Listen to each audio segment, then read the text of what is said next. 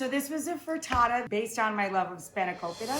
So the first thing we did was blanch spinach. This is a full pound picked. In other words, after you stem it, you know, curl your fingers over, strip the stem out. I weighed a pound, and then I just blanched it in salt water, and then I squeeze out all the excess liquid. That's all that's left. You know what you can also do?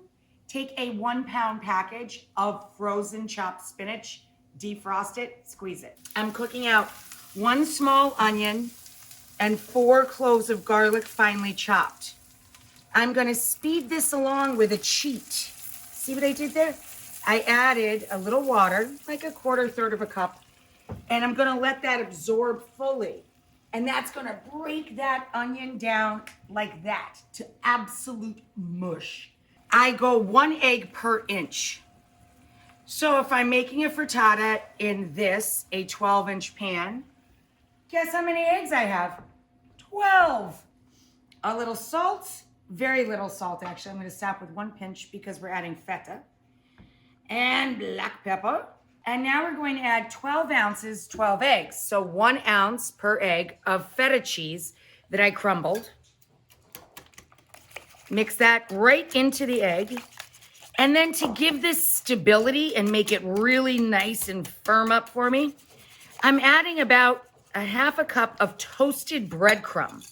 1 teaspoon or 1/3 palmful of dried oregano, which everybody has in their pantry, right? We have spinach, our sweet, notice they never browned, our sweet, beautiful onion garlic kind of mush. Lovely. Little tiny bit of salt, boop, for the spinach, over the shoulder for luck. Always with spinach, nutmeg, little freshly grated nutmeg around the pan. And as I promised earlier, sprinkle of red pepper flake for a frittata. And a nice squirt, cut side up so the seed stays with the lemon, of lemon juice. We have the oven preheated to 375. And now we pour in our egg, breadcrumb, and cheese mixture.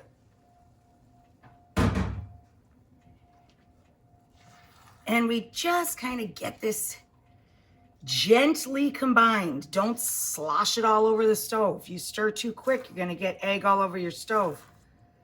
Now we're gonna transfer this to the oven for 15 minutes, 10 to 15. When it starts to just firm up, then we're gonna pull it out, and then I'm gonna show you a super fun topping. In the meantime, we're going to chop some onion. Here I have 1/2 of a seedless cucumber chopped, 1 tomato seeded and chopped, and a fat handful of parsley, about a 1/2 cup, flat leaf parsley chopped. I have some pepperoncini rings, or you can chop them yourself, some little Greek style, spicy but not too hot pepper rings. This is gonna be the relish that goes all over the top of our frittata. So while the frittata is cooking, I want to take this mixture, let me get my food mover, and just dress it with salt, pepper, and olive oil. You can add a little squirt of lemon juice if you like to brighten it. That's not necessary. Salt, pepper, and olive oil is your basic on this. I love lemon in everything, so I go a little heavy on the lemon. So I'm just gonna add a squirt of that. But as I said, olive oil, salt, and pepper is really all you need. Your choice of red or black, add a little black. And then I just, right with my fingertips, just barely toss it. So this has been in the oven for about 10, 12 minutes. So now this is the fun part. I'm jamming potato chips all over it. And then we put it back in the oven for another 5 minutes or so until it finishes setting. And what?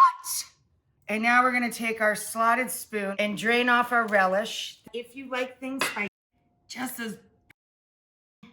those little green, they're spicy, they're not too hot.